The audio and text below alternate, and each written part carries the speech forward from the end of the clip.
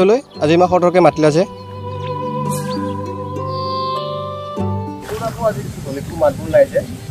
না অভি মই তোক এটা কথা ভাবি মাতিছিলোঁ তই মোক নুবুজিলি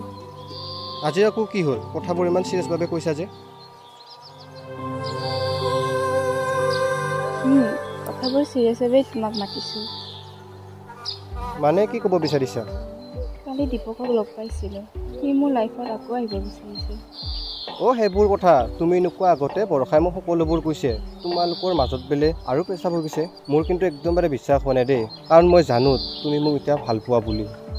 নহয় অভি তুমি ভুল বুজিছা তুমি বৰষাৰ কথাবোৰ বিশ্বাস কৰিব লাগিছিল আচলতে মই তোমাক ডিজাৰ্ভেই নকৰোঁ